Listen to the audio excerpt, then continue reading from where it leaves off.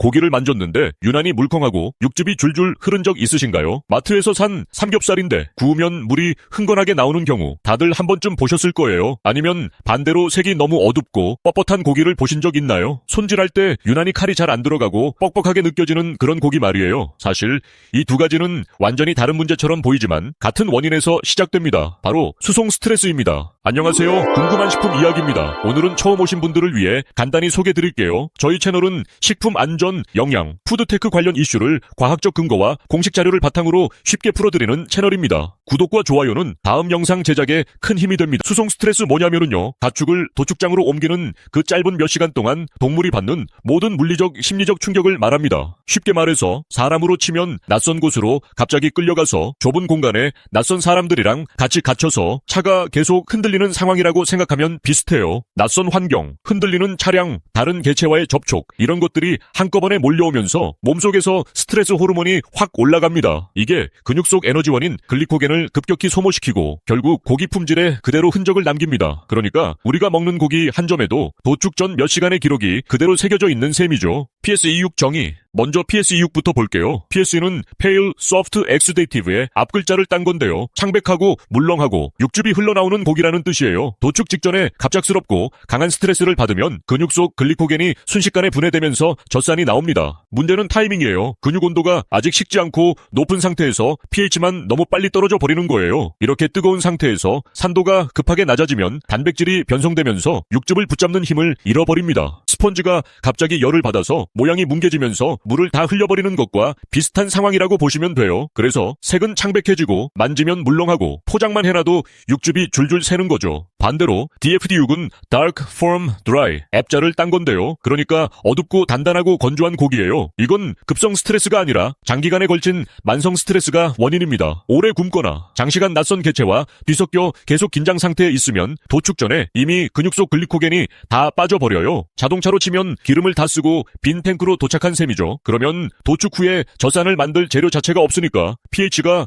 충분히 안 떨어지고 높은 상태로 계속 유지됩니다. 그 결과 고기가 어둡고 뻑뻑해지고 수분을 오히려 꽉 붙잡고 있어서 겉은 말라 보이는데 세균은 오히려 번식하기 좋은 환경이 되면서 보관성도 떨어지게 됩니다. 사례 1. 계류 시간. 첫 번째는 계류 시간입니다. 국내 한 연구에서 도축 전의 계류, 그러니까 도축장에 도착한 돼지를 바로 잡지 않고 일정 시간 쉬게 하는 과정을 거쳤는지 여부를 비교했습니다. 계류 없이 바로 도축한 경우 PSA6 발생률이 55.66%까지 올라간 반면 적절히 계류시킨 경우에는 33.88%로 떨어졌어요. 계류 하나만으로 PSA 발생률을 21%포인트 넘게 낮춘 거죠. 도착하자마자 바로 도축하는 것과 잠깐이라도 숨 돌릴 시간을 주는 것 사이에 이렇게 큰 차이가 난다는 게 인상적입니다. 사례 2. 절식. 두 번째는 절식입니다. 상차하기 전에 사료를 계속 먹인 경우와 절식, 급여를 중단한 경우를 비교한 연구 결과인데요. 급식한 경우 PSA 발생률이 37.1%였기에 이은 반면 절식시킨 경우에는 21.8%로 크게 낮아졌습니다. 급식을 하고 배가 부른 상태로 흔들리는 차를 오래 타면 사람도 속이 더 불편하잖아요. 동물도 마찬가지로 소화기관에 부담이 큰 상태에서 스트레스까지 겹치면 몸에 무리가 더 가는 겁니다. 이건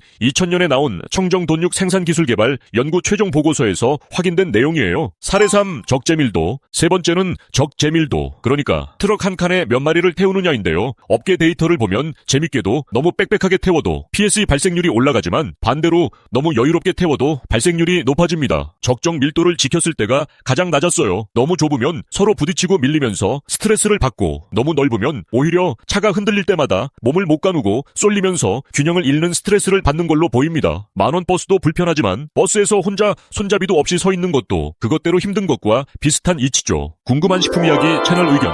여기까지가 연구로 확인된 사실이고요. 여기서부터는 저희 채널의 자체 분석입니다. 세 가지 데이터를 종합해보면 결국 핵심은 하나예요. 스트레스는 완전히 없앨 수 없지만 예측 가능한 스트레스로 바꿀 수는 있다는 겁니다. 계류 시간 확보, 상차 전 절식, 적정 적재밀도, 앞에서 언급한 이 세 가지는 전부 현장에서 매뉴얼로 관리할 수 있는 항목이거든요. 특별한 장비나 예산이 크게 드는 것도 아니고 절차를 정확히 지키느냐 안 지키느냐의 문제에 가깝습니다. 결국 수송 스트레스 관리는 첨단 기술보다 기본 프로토콜을 얼마나 꾸준히 지키느냐의 문제라고 볼 수 있습니다. 마무리.